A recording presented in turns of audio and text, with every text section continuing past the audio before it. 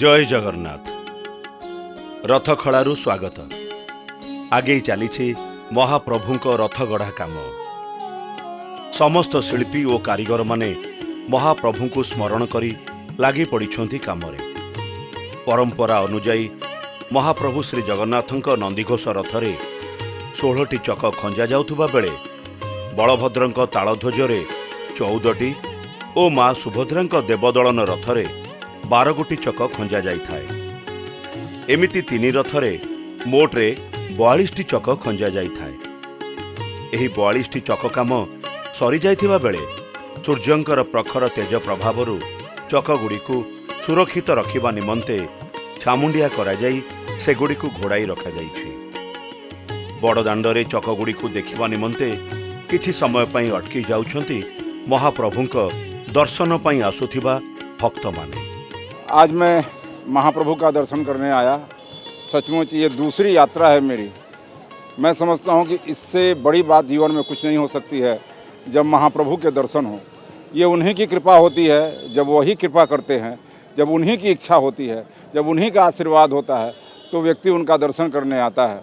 जीवन के भाग दौड़ में जब व्यक्ति बहुत सारे अपने काम को करता होता है, उस बीच में एक ऐसा क्षण होता है जब वैसे मान लिया जाए कि तपती हुई धूप में कोई स्वाति का एक बूंद रख दिया हो। निश्चित रूप से ये अमृत पान है। प्रभु का दर्शन, महाप्रभु का दर्शन अमृत पान है। और महाप्रभु बार बार हमें बुलाएं, बार बार उनके चरण में आए, हमें अपनी शरणागति दें, हम उनके शरण के में होके रह जाए, ये हमारी इच्छा है। महाप्रभु की कृपा हम पर बनी रहे और साथ ही साथ हर जीव पर उनकी कृपा बनी रहे। वो महादयालु हैं, वो महाकृपालु हैं और उनकी कृपा और दया से आम जीव का कल्याण हो, सबका कल्याण हो। प्रभु मेरा भी कल्याण करे और यही अपेक्षा के साथ मैं आज उस धन्यता को पाया हूँ, उस अतुल्यता को पाया हूँ जिसके लिए मानव तरसता है। आज महाप्रभु के बहुत अच्छे दर्शन हुए हैं। महाप्रभु फिर से दर्शन दिया करे, इतनी अपेक्षा है, इतनी कृपा हम पर करे। देखिए, उड़ीसा तो बहुत अच्छा है। इसके पहले भी मैं एक बार कोणार्क का दर्शन किया हूँ, मैं महाप्रभु का दर्शन किया हूँ। ये कलिंग विजय की धरती है और बिहार और उड़ीसा का तो एक अन्योन्याश्रित संबंध है चंद्रगुप्त और कलिंग के माध्यम से। एक वही वो धरती है जब चंद्रगुप्त को अपना शस्त्र त्याग कर शांति की राह पर चलना पड़ा था। मैं समझता हूँ कि इससे बड़ी बात और कुछ नहीं हो सकती है। जो व्यक्ति पूरी दुनिया को जीतना चाहता था तलवार के बल पर, वो व्यक्ति शांति के राह पर अगर चला तो वो इसी धरती का कमाल था, इसी धरती का प्रभाव था। इसी धरती के कारण मैं चंद्रगुप्त शांति की राह पर चल सके। और इसलिए मैं समझता हूँ कि उड़ीसा की धरती ये धन्य धरती है, ये पुण्य धरती है, ये बिल्कुल ऐसी धरती है जहाँ से आकर के व्यक्ति बिल्कुल आध्यात्म से जुड़ जाता है, प्रभु से जुड़ जाता है। और महाप्रभु के दर्शन जिस धरती पर होते हों वह धरती सामान्य धरती नहीं हो सकती है, अद्भुत धरती है। इस धरती पर आकर के व्यक्ति निश्चित रूप से प्रभु के का होकर रह जाता है, प्रभु के लिए ही जीने की इच्छा होती है। इसलिए मैं इस धरती का नमन करता हूँ। नील शैल बा नील पर्वत उपरे विराजित श्री मंदिर जहां घेरी रही 2टी बेढ़ा, भीतर बेढ़ा बा कूर्म बेढ़ा, बाहर बेढ़ा बा मेघनाद पाचेरी। श्रीमंदिर मध्य प्रवेश निमंते मेघनाद पाचेरीर 4 दिगरे रही 4 गोटी द्वार। पूर्व दिगरे थिबा द्वार को कहुए सिंह द्वार बा धर्म द्वार। श्रीमंदिरर दक्षिण द्वारर नाम अश्व द्वार बा अर्थ द्वार।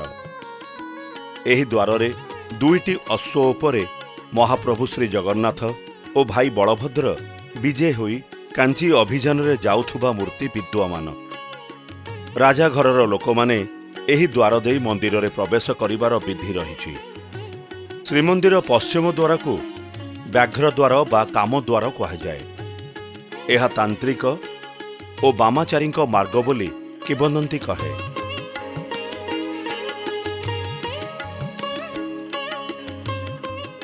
मंदिरर उत्तर द्वार को हस्ती द्वार बा मोक्ष द्वार कहुए। यह देवजान द्वार भाव में ख्यात। नवकलेबर समय रे एही द्वार देई दारू मानकु मंदिर मध्यरे प्रवेश करा जाई थाए। एबे 4 द्वार देई मंदिर प्रवेशर अनुमति थिले मध्य भक्त माने सिंह द्वार देई मंदिर मध्य को प्रवेश करने बेसी गुरुत्व दियंती। सेथिपाई एही द्वार सम्मुखरे भक्तमानंकर लंबा धाड़ी देखिबाको मिले। सिंहद्वार रे विराजमान दुई गोटी सिंह अधर्म उपरे धर्मर विजयर प्रतीक। एही द्वारर शोभा वर्धन करुथिबा छोट मंदिर को कुहाଯାଏ गुमुट। गुमुटर पश्चिम द्वार निकटरू लंबी जाइछि 22 पाहाच, जहाकू 22 गोटी जोगिनी मानक प्रतीक भावरे शास्त्र पुराण रे वर्णना करा जाइछि। 22 पाहाचरे पाद रखु रखु मनरे भरी जाए अपूर्व आनंद। भक्त सेई पाहाचर धूली को मथारे बोली आगे जाए बेढ़ा मध्यकू। एई 22 पाहाच दे रथयात्रा दिन चतुर्धा मूर्ति पहंडी करी आसंती एवं सिंहद्वार दे बड़दाण्ड को जाई रथारूढ़ हुअंती। किंबदंती कहे गजपति भानुदेव निसंतान थिले। संतानटीए पाइबा आशारे एई 22 पाहाच गढ़ाई। पाहाच निर्माण परे परे तांको राणी गर्भवती होइथिले ओ से एक पुत्र संतानर जननी होइथिले। मोर ला देउलुगुर सोहर को बेतारे सकाळु भोर 5 आसिकी हांडी रे आपण हांडी रे बेता देखि परतबे एतरे हांडी सब बुहाउजु सोहर को दासिया बाई हांडी और सब जाउची अभडा पाइगा महाप्रभुଙ୍କ पाइगा प्रसाद तैयारी होउची। आउ एमती काम करिया बहुत खुशी लागुची महाप्रभुଙ୍କର। आउ जते भी झड़ी बसा हो शीत काकर हो एटी आसिया को भी पड़िबो। महाप्रभु गोटे अनुभूति काम ये ये जिते भी मनरे बाधा थाऊ कि महाप्रभु को मंदिर भितर पशिगले सब बाधा पाप ताप सब दूरे जाए मनरू। सिंहद्वार गुमुटरे विराजित पतित पावन महाप्रभुଙ୍କ प्रतिरूप। जो माने श्रीमंदिर रे प्रवेश करि पारंती नाही सेही जगन्नाथ भक्त माने दूररू सिंहद्वार गुमुटरे पतित पावन को दर्शन करी भक्ति सुमन अर्पण करिथांती। सिंहद्वार गुमुटर बाहर पार्श्वरे विराजिता माँ दुआर लक्ष्मी। माँ मध्य मंदिर मध्यरे पूजिता महालक्ष्मी प्रतिरूप। माँ को प्रणाम करी भक्त माने गुमुटरे प्रवेश करती। सिंहद्वार सम्मुखरे अछंती अरुण खंब। गोटिए पत्थर रे तैयारी प्राय 12 फुटर एही खंबर शीर्षरे अरुण प्रणाम मुद्रारे आसीन। वर्ष सारा विभिन्न अंचल आसुथिबा कीर्तन दलंकु एही सिंहद्वार सम्मुखरे भजन कीर्तन करिवार देखिबाकू मिले।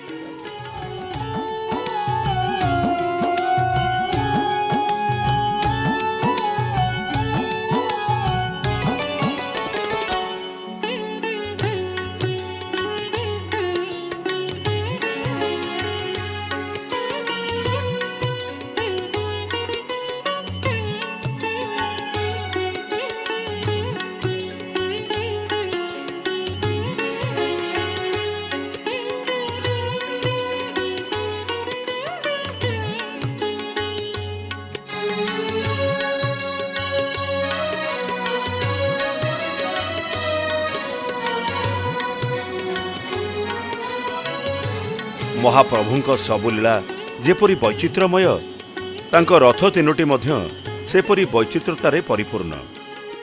एई जेमिति महाप्रभुଙ୍କ नंदीघोष रथ तीन रथ मध्यरे सबुठु बड़, किंतु नंदीघोष रथर चक अन्य रथ दुईटीर चकठारु सान।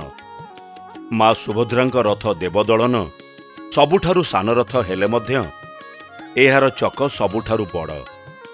सुभद्राଙ୍କ रथर चकगुड़िकर उच्चता 6 फुट 8 इंच होइथिबा बेले बलभद्रଙ୍କ रथ तालध्वजर चकगुड़िकर उच्चता 6 फुट 6 इंच और नंदीघोष रथर चकगुड़िकर उच्चता 6 फुट। जगन्नाथ महाप्रभु मो सान भाई हेले बठाकुर सी तार कलिजुगे से बहुत अधिकार पाई बड़ अधिकार पाई कारण राति पेन लोग जगन्नाथ डाकुं बठाकुर डाकुं किए डाकुना जगन्नाथ समूह डाकुं तो से हिसाब से ताकू बड़ भाई जहाँ देती से ग्रहण कर हिसाब से 16 चक देले 16 चक देले निजे कहीं बड़ भाई 16 नेले कहीं 16 धरले सी कहीं 14 नेले ना ना तो जगत में समस्त डाकुं आग बोलिका तो मुझे खुशी ते 1.5 चक अधिका देदेली तो से 16 चक करदे 16 जगन्नाथ 16 चक बठाकुर 14 चक सुभद्रा 12 चक 12 चक भितर ये 12 चक से 16 एम 42 चक 42 सबुठ सान चक जगन्नाथ कहीं घर एका जी घर से घर କିନ୍ତୁ ତାଙ୍କ ଘରେ ଗୋଟେ ଘରେ ଦୁଇଟା ଚକ ଦେବ, ତାଙ୍କର ଗୋଟେ ଘରେ ଗୋଟେ ଚକ ରହିବ। ଚକ ଘର ହେଲା ଏତିକି, ଘର ଅନୁସାରେ ଚକ। ଚକକୁ ଦେଖିଲା ତାଙ୍କ ଜଗନ୍ନାଥଙ୍କର ସାନ ଚକ ପାଇଁ ଗୋଟେ ଗଛରେ ଗୋଟେ କାଠ କଟା ହେଲା। ସେ ଯେତେବେଳେ ପରମ ପୂର୍ବରେ ଲୋକ କରିଛନ୍ତି, ଜଗନ୍ନାଥଙ୍କ ଚକ ଯେଉଁ କରିଛନ୍ତି ଛୋଟକୁ କାହିଁକି ହେଲା, ବଠାଗଡ଼ କାହିଁକି ଟିକେ ବଡ଼ ହେଲା, ସୁଭଦ୍ରା କାହିଁକି ବଡ଼ ହେଲା। ଦେବୀ ସୁଭଦ୍ରା ହେଲା ଦର୍ପଦଳନ ରଥ, ଦେବତାଙ୍କ ଦଳିକି ଚାଲିଲା ଗଲା। ଏ କୌଣସି କାହାକୁ ଶୁଣିବା ହେଲା ନାହିଁ। ତେଣୁ ଦେବତାଙ୍କ ସୁଭଦ୍ରାଙ୍କ ଚକ ବଡ଼ ହେଲା, ଜଗନ୍ନାଥଙ୍କ ଚକ ସାନ ହେଲା, ବଠାଗଡ଼ଙ୍କ ଚକ ତାଠୁ ଟିକେ ବଡ଼ ହେଲା। ଜଗନ୍ନାଥଙ୍କ ରଥ ଯେଉଁଠି ଯେତେବେଳେ ପଇ ଆମ ଚକର ପଇ କଟା ହେଉଛି, ଫାଷ୍ଟ କିନ୍ତୁ କଟା ହେବ କାରଣ ମା ଦେବୀ ସୁଭଦ୍ରାଙ୍କର କଟା ହେବ। ଦେବୀ ସୁଭଦ୍ରାଙ୍କର ପଇ ଯେତେବେଳେ କଟା ହେଇ ବାହାରି ପଡ଼ିବ, ସେଇ ପଇଟା ଯେବେ ହେଇଗଲା, ଦେବୀ ସୁଭଦ୍ରାଙ୍କ ଚକ ଯେ ପଇ ଆଉ ଗୋଟେ ଚକ ପକେଇଲା, ଅଖରେ ପକେଇଲା, ସେ ନ ହେଲା ତା ମାପରେ, ସେଇଟା କଟା ହେବ ବଠାଗଡ଼ଙ୍କ ଚକରେ ପଡ଼ିବ। ବଠାଗଡ଼ ଚକ ଦେବୀ ସୁଭଦ୍ରାଙ୍କ ଚକଠୁ ବଠାଗଡ଼ ଚକ ଟିକେ ସାନ, ତା ସେ ଚଳିବ। ସିଏ ସେଠି ଦେବୀ ସୁଭଦ୍ରାଙ୍କ ରଥରେ ବଠାଗଡ଼ ସରିଗଲା ପରେ ଯେତେବେଳେ ଜଗନ୍ନାଥ ରଥରେ ପଡ଼ିବ, ସେଇ ପଇ ଫର୍ମାଟା ଯେବେ ଆସି ପଡ଼ିବ ଜଗନ୍ନାଥ ରଥରେ, ସେଟା ହେଇଗଲା ନହେଲେ ହେବନି। କାରଣ ତାଙ୍କ ସେଇଥିପାଇଁକା ସାନ ବଡ଼ ମଝିଆ ଏମିତି ନାଗିକି ପଇ ଅଛି। ଆମେ ନେବୁ ମା ଦେବୀ ସୁଭଦ୍ରାଙ୍କର ଚକର ଯେଉଁ ତିଆରି ହେଉଛି, ତାର ମୂଳ ମଝି ଜାଗାଟା ହେଲା ମାଆର, ତା ଅପର ଖଣ୍ଡ ହେଲା ବଠାଗଡ଼ଙ୍କର, ତା ଅପର ଖଣ୍ଡ ହେଲା ଜଗନ୍ନାଥଙ୍କର। ସେଇ 16 ଚକ ସକାଶେ ତାଙ୍କୁ ସେଇଥିପାଇଁକା ଟିକେ ଛୋଟ ଚକ ଦିଆହେଇଛି। ଛୋଟ ଚକ କ'ଣ ନା ପଇ ଉପରେ ସାନ ବଡ଼ ଚକ ସମାନ ରହିପାରିବ, କିନ୍ତୁ ପଇ ଉପରେ ଚକ ଉପରେ 2 ଇଞ୍ଚ 1.5 ଇଞ୍ଚ ଉଞ୍ଚା ବର୍ଷନ ରହିବ। ଏ ହେଲା ଚକର କାମ। ରଥମାନଙ୍କର ଚକର ଉଚ୍ଚତାରେ ତାରତମ୍ୟ ଥିଲେ ମଧ୍ୟ ଗଠନ ପ୍ରଣାଳୀ କିନ୍ତୁ ସମାନ। ଚକଗୁଡ଼ିକର କେନ୍ଦ୍ରକୁ କୁହାଯାଏ ତୁମ୍ବ ଓ ଚାରିପାଖକୁ କୁହାଯାଏ ପହି। ଏହି ତୁମ୍ବ ଓ ପହି ଫାସି କାଠରେ ତିଆରି ହୋଇଥାଏ। ପ୍ରତି ଚକରେ 4 ଗୋଟି କରି ପହି ଥିବା ବେଳେ 16 ଗୋଟି ଅରଦ୍ୱାର ତୁମ୍ବ ସହ ପହି ସଂଯୁକ୍ତ ହୋଇଥାଏ। ଅରଗୁଡ଼ିକ ତିଆରି ହୋଇଥାଏ ଧଉରା କାଠରେ। ରଥ 3ଟିର ଚକଗୁଡ଼ିକର ନିର୍ମାଣ ଶେଷ ହେବା ପରେ ଶୀତଳ ଷଷ୍ଠୀ ପରଦିନ ସୁଦ୍ଧା ଚକଗୁଡ଼ିକୁ 21ଟି ଅଖ ସହ ସଂଯୋଗ କରାଯାଏ। ଏବେ ରଥମାନଙ୍କର ଦଣ୍ଡା, ନାହାକା ଓ ଗର୍ଗରା କାର୍ଯ୍ୟ ଆଗେଇ ଚାଲିଛି। ଦଣ୍ଡା ହେଉଛି ରଥର ମୁଖ୍ୟ ଓ ଗୁରୁତ୍ୱପୂର୍ଣ୍ଣ ଅଂଶ। ଏହା ରଥର ମେରୁଦଣ୍ଡ ଭଳି କାର୍ଯ୍ୟ କରିଥାଏ, ଯାହା ରଥର ବିଭିନ୍ନ ଭାଗକୁ ଧରି ରଖିବା ସହିତ ଏହାକୁ ଦୃଢ଼ତା ପ୍ରଦାନ କରିଥାଏ। ଧଉରା କାଠରେ ଏହି ଦଣ୍ଡାଗୁଡ଼ିକ ତିଆରି ହୋଇଥାଏ। ମହାପ୍ରଭୁ ଶ୍ରୀ ଜଗନ୍ନାଥଙ୍କ ନନ୍ଦିଘୋଷ ରଥରେ 9ଟି ଦଣ୍ଡା ଲାଗୁଥିବା ବେଳେ ମା ସୁଭଦ୍ରାଙ୍କ ଦର୍ପଦଳନ ରଥ ଏବଂ ପ୍ରଭୁ ବଳଭଦ୍ରଙ୍କ ତାଳଧ୍ୱଜ ରଥରେ 7ଟି କରି ଦଣ୍ଡା ବ୍ୟବହାର କରାଯାଇଥାଏ। ଇ ଯେଉଁ ଇଞ୍ଜିନିୟର କରିକି ଯାଇଛି, ତାକୁ ଆମେ କେବେ ହେଲେ କେହି କରିପାରିବେନି କି ଭୁଲି ପାରିବେନି, ବୁଝିଲ ତ। ଆମର ସବୁ ତ କମ୍ପ୍ୟୁଟର ହେଇଗଲାଣି ଆମ ଦେହରେ, ସବୁ ପିଲାଙ୍କ ଦେହରେ ସମସ୍ତ ଦେହରେ। ତ ସାଧାରଣ ଦେଖନ୍ତୁ, ଏଇ ଗୋଟେ ହାତକାଠି, ଏଇ ହାତକାଠି ଦେଖୁଛନ୍ତି, ଏଇ ହାତକାଠି ଯେଉଁ ମାପ ଅଛି, ଏଇ ମାପଟାରେ କ'ଣ ଅଛି, ମାନେ ଯେଉଁ ଆମର କ'ଣ ଏଇ ଆଙ୍ଗୁଠି ଏତେ ମୋଟା ଅଛି, ଏଇ ଆଙ୍ଗୁଠି ଏତେ ମୋଟା ଅଛି, ଏଇ ତାଙ୍କର ସେତେବେଳେ ଲୋକର ଏଇ ଆଙ୍ଗୁଠି ହେଲା ମୋଟା, ଯିଏକି 5 ମୋଟା ଆଙ୍ଗୁଠି। ସେ ଆଙ୍ଗୁଠି ହିସାବରେ ଏସବୁ କାର୍ଯ୍ୟ ଚାଲିଛି, ହାତକାଠି ଚାଲିଛି କାମ। ହାତକାଠି ନହେଲେ କାମ ହେଇପାରିବ ନାହିଁ। ଏଠି କେଉଁ ଟେପ୍ ଲାଗିଲେ କି କୌଣସି ଯେଉଁ ଯେତେ ପ୍ରକାର ସବୁ ଲଗେଇବେ ତାର ଆଶା ପାଇବେନି। କାରଣ ୟାଠରେ ସରିଲା ମହାପ୍ରଭୁଙ୍କ ମାପ ରହିଲା, ମହାପ୍ରଭୁ ମାପ ହିସାବରେ କନାବାଲାଙ୍କ ମାପ ରହିଲା, ସବୁ କ୍ଷେତ୍ରରେ ମାପ ଗୁଡ଼ାକ ୟା ଦେହରେ ଅଛି। ଏଇ ମାପ ନେଇ ଆମେ ସବୁ ଚାଲିଛି, କାମ ଚାଲିଛି। ଏଠି ଟେପ୍ ଫେପ୍ କିଛି କୌଣସି କାମ ଦେବନି। ଦେଖନ୍ତୁ, ସାଧାରଣ ଜିନିଷ ଟେପ୍ ବିକ୍ରି ଜାଣ୍ଡେ ରହୁଛି, ଗୋଟେ ଅଛି ଇଞ୍ଚ ହେବ, ଗୋଟେ ଅଛି ମିଟର ହେବ, ନା ନାଇଁ, ଇଞ୍ଚ ଅଛି ମିଟର ଅଛି। ସେଇ ହିସାବ ପିଲା ସବୁ ଟେପ୍ ଯେବେ ଇଞ୍ଚ ହେଇଗଲା, ଇଏ ତ ଆସି 1.5 ଇଞ୍ଚ ରହୁଛି, ଆସିକି ଆସିବ। ତେଣୁ ତା ହିସାବରେ କଲେ ଆମ ଯେଉଁ ମାଲିକ ଅଛନ୍ତି, ବଡ଼ ବଡ଼ ଭିତରେ ବସିଛନ୍ତି, ସେ ତା ଭିତରେ ପଶିବାକୁ ଭାରି ଅସୁବିଧା ତାଙ୍କୁ ହେବ। ଇଏ ମାପରେ ତିଆରିଲେ କ'ଣ ହେଉଛି ନା, ମାଲିକ ଆସିକି ଯେତେବେଳେ ତାଙ୍କ ଜାଗା ବସି ପଡ଼ିବେ, ତାଙ୍କୁ ସେ ପୁରା ଫ୍ରି ବେଟଙ୍କ ଲାଗିବ। ଚାରିପଟେ ଦେଖନ୍ତୁ, ଯେତେବେଳେ ଜଗନ୍ନାଥ ବସି ହେଉଛନ୍ତି, ତାଙ୍କ ଚାରିପଟେ ବେଶୀ ଫାଙ୍କ ଅଛି କି, ପରିପୂର୍ଣ୍ଣ ହେଉଛନ୍ତି ନା। ଆଉ ତ ଟେପ୍ କଲେ ଯିବେନି ତା ଦୂରକୁ, ବାଜିବ ସବୁଆଡ଼େ, ହିସାବ ଭୁଲ ହେବ।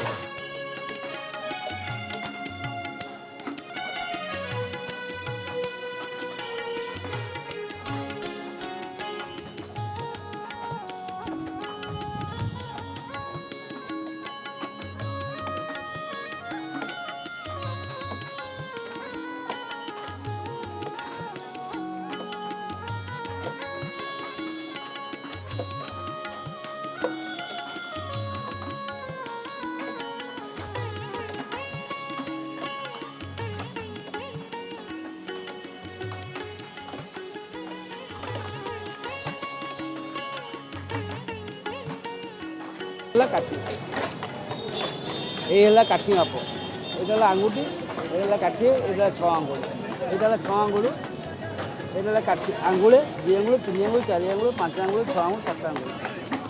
ବୁଝିଲ ତ? ଟୋଟାଲି ଏଇଟା ହେଲା ହାତ କାଠି ଆମର ହେଲା 20 ଇଞ୍ଚ ଲମ୍ବା, 20 ଇଞ୍ଚ ଲମ୍ବାରେ ଏସବୁ କାର୍ଯ୍ୟଟା ସବୁ ଚାଲିଛି। ୟାର ମାପ ହେଲା 20 ଇଞ୍ଚ, ତ ସବୁ ଜିନିଷ ଅଛି। ଏଇ ହାତ କାଠି ଦ୍ୱାରା ଆମେ ଗୁଡ଼େ ରଥ ଏମିତି ଆମ ଜେଜେ ବାବା ଅମଳରୁ ରଥ ତିଆରି ହେଇଯାଉଛି, ଫେରେ ତିଆରି ଚାଲିଛି ବି। ଜେଜେ ବାବା କେତେ କଲେ, ବାବା କେତେ କଲେ, ତାଙ୍କ ବାବା କେତେ କଲେ, ଏମିତି ପଣିବ ଚାଲିଛି ଆମର କାମ। ଏଇ କିନ୍ତୁ ହାତ କାଠି ହେବ ସବୁ ଚାଲିଛି। କେତେ ରଥ ମାଲିକଙ୍କୁ ଦିଆହେଲାଣି ସୀମା ନାହିଁ। ଆମ ଜଗନ୍ନାଥ ଭଳିଆ ମାଲିକ କେହି ନାହାନ୍ତି। ଯେଉଁଠି ଯିଏ କାମ କରନ୍ତୁ, ଆଜି ପଇସା ମିଳିବନି ଲୋକ ବୋଲେ ମାନେ କିଛି ନାହିଁ। ଅଛି ଆପଣଙ୍କ ଘରେ କାମ କଲେ ଆଜି ମଜୁରୀ ମିଳିଲେ କିଛି ମାନ ଅଛି, କିଛି ନାହିଁ। କିନ୍ତୁ ଏ ଯାଏ ଯେଉଁ ଆମେ 300-400 ଲୋକ କାମ କରୁଛୁ ରେଗୁଲାର ପଇସା, ଏଇ ପଇସା କେଉଁଠି ନାହିଁ। ସବୁ ଏପର ବି କେଉଁଠି ନାହିଁ। ଯେତେବେଳେ ଯାହାର ଅସୁବିଧା ପଡ଼ିବ ପ୍ରଭୁଙ୍କୁ ଡାକ, ତୁମ କାମ ସଫଳ ହେଉଛି। ଦଣ୍ଡା ପରି ଗର୍ଗରା ରଥମାନଙ୍କର ଅତ୍ୟନ୍ତ ଗୁରୁତ୍ୱପୂର୍ଣ୍ଣ ଅଂଶ। ରଥର ଚକ, ଅଖ ଏବଂ ରଥର ନିମ୍ନ ଭାଗକୁ ଦୃଢ଼ ଭାବରେ ସଂଯୋଗ କରିବା ପାଇଁ ଏହା ବ୍ୟବହୃତ ହୋଇଥାଏ। ଏହା ରଥର ଭାରସାମ୍ୟ ବଜାୟ ରଖିବାରେ ଏବଂ ଚକଗୁଡ଼ିକୁ ସୁଦୃଢ଼ ଭାବରେ ଧରି ରଖିବାରେ ସାହାଯ୍ୟ କରିଥାଏ। ଗର୍ଗରା ଉପରେ ରଥର 4 ନାହାକା ଠିଆ ହୋଇଥାନ୍ତି। ଏବେ ଏହି 4 ନାହାକା ହଣା ଜାରି ରହିଥିବା ବେଳେ ଗର୍ଗରା ଗୁଡ଼ିକର ଚଉପଟ କରୁଛନ୍ତି ବିଶ୍ୱକର୍ମା। ପ୍ରତି ରଥରେ 2 ଗୋଟି ଗର୍ଗରା ଲାଗେ। ଅଖ ଉପରେ ଦଣ୍ଡା ପଡ଼ିଲେ ଗର୍ଗରା ରହି 4 ନାହାକା ଉଠେ। ନାହାକା ପ୍ରତ୍ୟେକ ରଥରେ 4ଟି ଲେଖାଏଁ, ଘରର ମଝି ଖୁଣ୍ଟି ସିଏ, ତାପରେ ରଥର ସମ୍ପୂର୍ଣ୍ଣ ଲୋଡ଼। ନାହାକା ଆଗ ହେଲା ଚକ, ତାପରେ ଅଖ, ଅଖ ଉପରେ ଦଣ୍ଡା, ଦଣ୍ଡା ଉପରେ ଗରଗରା, ଗରଗରା ଉପରେ 4 ନାହାକା। ଏଇଭଳି ଭାବରେ ରଥ ତିଆରି ହୋଇଥାଏ। ବର୍ତ୍ତମାନ ଚକ ଆମର ସମ୍ପୂର୍ଣ୍ଣ ହେବାକୁ ଯାଉଛି। ଗୋଟିଏ ଚକ ଅଛି। ନାହାକା ଆମର ପଛପଟେ ଦେଖିବେ, ଏ 4 ନାହାକା ଇଏ ଥୁଆଯାଇଛି। ୟା ଚାରିପଟାକୁ 14 ନାହାକା ବୁଲିବ, କିନ୍ତୁ 4 ନାହାକାର ହେଉଛି ମେନ୍ ଖୁଣ୍ଟି। 14 ନାହାକା ୟା ଚାରିପଟ ବୁଲିବ, ତାପରେ ଏତେ ପ୍ରେସର ନାହିଁ।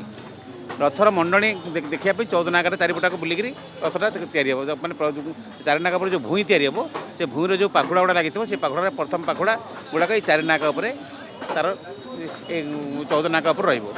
ଏଇଟା ହେଲା 4 ନାହାକା, ୟା ଚାରିପଟାକୁ 14 ନାହାକା ବୁଲିବ। ତାପରେ ଭୂଇଁ, ଭୂଇଁ ଉପରେ ପୁଣି ଏମିତି ଖୁଣ୍ଟି ଅଛି। ଭୂଇଁ ତାକୁ ଖମ୍ବି କୁହାଯାଏ।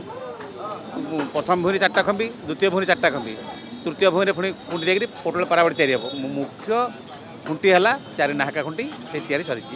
4 ନାହାକା ଯାହା ପରେ ରହିବ ସିଏ ହେଉଛି ଗରଗରା। ଆଗ ଦଣ୍ଡା ଆମର ଚକ ସରିଗଲା, ଅଖ ସରିଗଲା, ଚକ ଅଖ ଖଞ୍ଜା ହେଇଗଲା, ତାପରେ ଦଣ୍ଡା ତାପରେ ସେଟ୍ ହେଇଯିବ। ଦଣ୍ଡା ଅଖକୁ ଦଣ୍ଡା ଆମେ ଧରିବା ଗୋଟେ ଅର୍ଦ୍ଧଚନ୍ଦ୍ରାକାର ଆମେ ଖାପ କରିବୁ, ଯେଉଁଟାକି ଆଉ କେହି ଛାଡ଼ିବେନି। ତାପରେ କଣ୍ଟା ପଡ଼ିଯିବ। କଣ୍ଟା ପଡ଼ିଲା ପରବର୍ତ୍ତୀ କାମ ହେଉଛି ଗରଗରା କାମ। ଗରଗରା ଆସିକିରି ତାପରେ ସେଟ୍ ହେଇକିରି ମାପ ଅନୁସାରେ ଥୁଆ ହେବ। ଗରଗରା କଣ୍ଟା ବାଡ଼ିଆ ହେବ। କଣ୍ଟା ବାଡ଼ି ସାରିଲା ପରେ ଆମର ଯେଉଁ ଗୁଜରେ ଯେଉଁ ନିରାଡ଼ି ଥୁଆ ହେଇଥିବ, ସେ ଧନୁ ଭଳିଆ ଗୋଟେ କାଠ, ତା ନାଁ ହେଉଛି ଗୟଳ, ବଡ଼ ଗୟଳ। ଗୟଳ ମୋଡ଼ା ହେଇଯିବ, ତାପରେ ଫାଳି ପଡ଼ିକିରି ଏ ନାହାକା ଉଠିବ, 4 ନାହାକା ଉଠିବ। ଗରଗରା କଣ୍ଟା ପଡ଼ିଲା ପରେ ନାହାକା ଉଠିବ। ରଥ ନିର୍ମାଣ କରିବା ପାଇଁ ମୁଖ୍ୟତଃ ମହାରଣା ତଥା ବିଶ୍ୱକର୍ମା ସେବାୟତମାନେ କୌଣସି ଅତ୍ୟାଧୁନିକ ଯନ୍ତ୍ରପାତି ବ୍ୟବହାର କରନ୍ତି ନାହିଁ। ବରଂ ପୁରାତନ ଯୁଗରୁ ବ୍ୟବହାର ହୋଇ ଆସିଥିବା ନିହାଣ, କରତ, ବାରିଶି, ରଞ୍ଜା, ହାତୁଡ଼ି, આગળ ଆଦିର ବ୍ୟବହାର କରିଥାନ୍ତି। ମୁଖ୍ୟତଃ ପୂର୍ବଜମାନଙ୍କର ପରାମର୍ଶ ତଥା ରଥ ନିର୍ମାଣର ଶୈଳୀକୁ ଅନୁଧ୍ୟାନ କରି ରଥ ନିର୍ମାଣ କରିବାର କାର୍ଯ୍ୟ ଅନେକ ବର୍ଷରୁ ପିଢ଼ି ପିଢ଼ି ଧରି ଚାଲିଛି। ସେଥିପାଇଁ ଶିଳ୍ପୀମାନେ ରଥ ନିର୍ମାଣ କରିବା ବେଳେ ଆଧୁନିକ ସାମଗ୍ରୀର ଆବଶ୍ୟକତା ମନେ କରନ୍ତି ନାହିଁ। ପ୍ରଥମ ପର୍ଯ୍ୟାୟରେ ପ୍ରତ୍ୟେକ ରଥର ଚକ ଗୁଡ଼ିକ ଉପରେ ବିଶେଷ ଗୁରୁତ୍ୱ ଦିଆଯାଇଥାଏ। ଏବେ ଆମର ସବୁ ଚକ ଗୁଡ଼ିକ ସମ୍ପୂର୍ଣ୍ଣ ସରିଲାଣି। ପ୍ରାୟ ଗୋଟିଏ ଲେଖେ ଚକ ରହିଛି, ଯେଉଁଟାକି ଗଲା କାଲି ଆମର ସିଙ୍ଗଡ଼ା ବଡ଼ିଆ ଭୋଇ ସେବକମାନେ ଶେଷ କରି ଆମର ମା ଠାକୁରାଣୀ ଚଚିକା ଠାକୁରାଣୀ ଗୋଟେ ପଣା ଭୋଗ ହୋଇ ସମସ୍ତ ପ୍ରକାର ରଥ ସେବକମାନେ ସେ ପ୍ରସାଦ ପାଇଥିଲେ। ତା ଭିତରେ ଆଜି ଆମର ଶେଷ ଚକ ସ୍ପର୍ଶ ଦିଆଯାଉଛି। ୟା ଭିତରେ ଆମର ଚକ ଗୁଡ଼ିକର ଅଂଶ ସୁଇଚ୍ ଗୁଡ଼ିକ ଯେଉଁ ତିଆରି ହେଇଥିଲା ତାକୁ ଏବେ ସେଟ୍ କରି ରଖାହେଉଛି। କାରଣ ଯେଉଁ ଏ ବର୍ଷ ଦୋମାସ ଯୋଡ଼ା ଜ୍ୟେଷ୍ଠ ପଡ଼ିଛି, ଯୋଡ଼ା ଜ୍ୟେଷ୍ଠରୁ ଆମେ ରଥର ଚକ ଗୁଡ଼ିକ ଯେଉଁ ଖରାରେ ରହିକି ତାକୁ ଶୁଷ୍କ ହେବାର ଚାନ୍ସ ଥିବାରୁ ତାକୁ ଆମର କାର୍ଯ୍ୟାଳୟ ତରଫ ମନ୍ଦିର କାର୍ଯ୍ୟାଳୟ ତରଫରୁ ଗୋଟେ ସେଟ୍ କରାଯାଇଛି। ତ ସେଟ୍ କରିକି ସେ ଚକ ଗୁଡ଼ିକ ଛାଇରେ ରଖାଯାଉଛି, ଯେମିତି ଚକରେ କୌଣସି ପ୍ରକାର ଫାଟ ସୃଷ୍ଟି ନ ହେବ। କାରଣ ଚକ ଗୁଡ଼ିକ ଉପରେ ରଥର ସମ୍ପୂର୍ଣ୍ଣ ଭାର ନିର୍ଭର କରିଥାଏ। ତ ସେଇ ଦୃଷ୍ଟିରୁ ଚକ ଗୁଡ଼ିକ ଯେଉଁ ଗୋଟେ ମାସ ଅଧିକା ଏ ବର୍ଷ ଅଛି, पुरुषोत्तम मास तो से दृष्टि 28 दिन जो अधिक रोचे चक गुड़िक खरा रौद्रता पर सुखीजार चान्स थी सुखिले से जो फाट सृष्टि हे तो यातायात कौन प्रकार असुविधा न हो से दृष्टि सेटिंग कर रखाई आम चक सागर रथर अन्य पार्ट्स गुड़िक तैयारी जोटा कि चक पर अखर अंश विशेष गुड़ तैयारी अख उपर जो चक उपर जो दंडा फ्रेमटी पड़ता है से दंडा फ्रेम्र कार्य आज आरंभ हम कारण से काठ गुड़िक भविष्य मुद्रा आसिक रखला निर्दिष्ट मापर आम से गुड़ तैयारी करूँ या भर आम जो चक अख दंडा भितर दंडार जो अंश विशेष गुड़ थाए जथा कुड़ुका चौता आमर जोखा तापर आमर जलयंत्र भुज एसबू कार्य गुड़िक अनुरूप चक सागर चले से सब प्राय शेष पर्यायर पहुँचलानी आमर चारोटी जो नाहाका मुख्य नाहाका चारोटी नाहाका संपूर्ण शेष हो रही या भर आमर चौता बार प्रस्तुत चौता 12टा चौता तैयारी करी बिंध अनुकूल से बिंध गुड़ा अनुष्ठित हम या भर चारोटी ओरा 8टी खंबे सब कार्य संपूर्ण प्रस्तुत रही जोटा कि चक अख सागर से कार्य गुड़िक चले जोटा कि आमर कार्य करें सुरुखुरु हुए कारण चक अख जो सरी ता पूर्व प्रस्तुति हो दंडार अन्य कार्य गुड़िक रही है तो ठीक समय से कार्य गुड़िक फिटिंग हुए तो जमी देखिले आमर भौरी तिथि चक अखटा नीति संपन्न है सेपरी आसंता शीतल सृष्टि पूर्व आम लक्ष्य रखुचु चक थाकर के चारि नाका नीति संपन्न करूँ देखो चक गोटे गुरुत्वपूर्ण अंश हूँ चक चकर मुख्य अंश हूँ तुम्ब तुम्बर जो सहयोगी जिन जो स्पोक कहुए तो प्रत्येक चक 16टी अर विशिष्ट रही है तो 16टी अर को 4टी पही द्वारा संयुक्त कराए देखो 4टी अरे गोटे पही संयोग कराए तो ये देखा गले 4टी पही रिम्रे गोटे चक संपूर्ण प्रस्तुत थाए से जो 4टी पही 16टी अर सागर 16टी खुशी अर थाए कारण प्रत्येक पही को अर सहित बांधिक रखापी गोटे गोटे खुशी अर चकर उपर भाग तरफ लग जाए तो जमी रथ चकटी कौन प्रकार यात्रा समय न फिटिक जमी कौन प्रकार यात्रा असुविधा न हो चक बांधिक रखे से खुशी अर साहय करता है किला कहुए द्वितीय नाम किला से प्रत्येक चकर से गोटे अंश आप गोटे तुम्ब देखिए 16टी अर देखिए 4टी बही और 16टी खुशी अर को लेकर गोटे चक निर्मित होता है। प्रबल गुड़ुगुड़ी सत्वे महाप्रभुंक प्रति भक्ति और निष्ठा रखी निज निजर कामरे लागि पड़िछंती महारणांक ठारू आरंभ करी लौहकार रूपकार आदि सेवक माने आउ सेमानंकु कार्य साहाय्य करुछंती भोई सेवक माने एहा वंशानुक्रमिक सेवा और जड़े सरदार नेतृत्व रे भोई माने कार्य करिथांती।